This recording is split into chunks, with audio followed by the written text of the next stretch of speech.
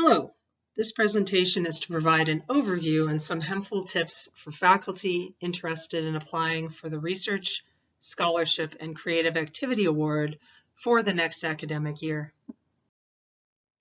First, I will discuss what the RSCA Award is, then explain how you can apply, and finally provide some tips to help ensure a successful application.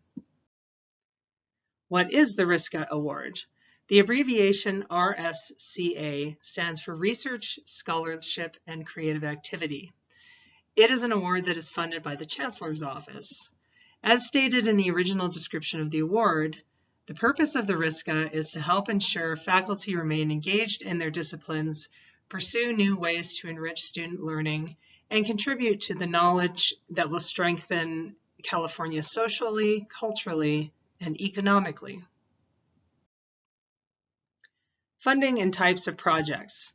The funding provided by the RSCA Award is up to $5,000 or one course release equivalent to 3 units for 1 year. The focus of the RSCA is on research and creative projects that will make a significant contribution to knowledge and ultimately to society. The RSCA is open to all CSUN faculty. It is important to note that curriculum development projects are not the focus of this award. Recent funding statistics. For the last several years, we have received between 95 and 110 proposals. Of those, approximately 33 to 35 applications were funded. The funding rate varies from year to year depending on the annual budget set by the Chancellor's Office, as well as the number of applications received. Application review process. Applications are reviewed by the CSUN Research and Grants Committee. The committee is comprised of a representative that is elected from each college. The review process is rigorous and includes review using specific evaluation criteria, assignment of 3 reviewers per application, and scoring and ranking of applications. How can you apply? The Request for Proposals, RFP, with detailed guidelines for applying for an award that will be funded for the following academic year, is posted on the Research and Sponsored Programs website in the first week of December each year. The RFP with guidelines will also be emailed to all deans for distribution in their respective colleges. For application guidance, please email Research and Sponsored Programs at research@csun.edu or call 818-677-2901. Here are some basic tips for successful application. First, you want to follow the guidelines in the RFP to the letter. Respond to all sections requested. Follow the formatting requirements, and be sure to write for a lay audience. This means use simple, direct language and avoid using jargon.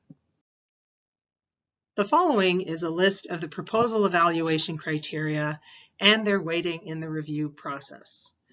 As you can see under the category of significance and broader implications, each of the areas is weighted 20%. These include identification of the problem, aim or expected outcome, research method or creative process, and potential significance. For the remaining items under the categories prospects for success, as well as content and format, each of these areas is weighted 5%. These include timeline, description of the project budget or reassigned time, plans for dissemination, and availability of resources. The scores for each of these areas are summed to 100%. Therefore, it is important to address each of these areas thoroughly to receive the best score possible. Let's take a moment to address each of these areas separately to identify some specific tips that may be helpful to you when writing.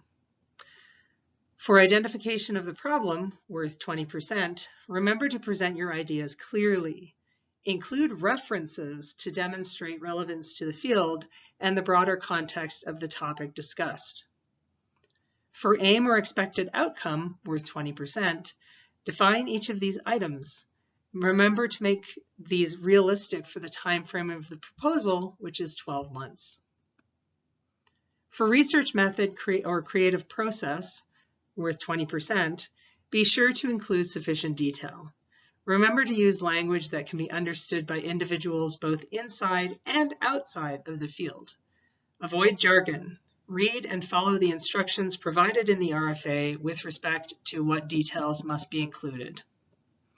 Finally, potential significance, worth 20%, should be convincingly described, emphasizing the value of the project.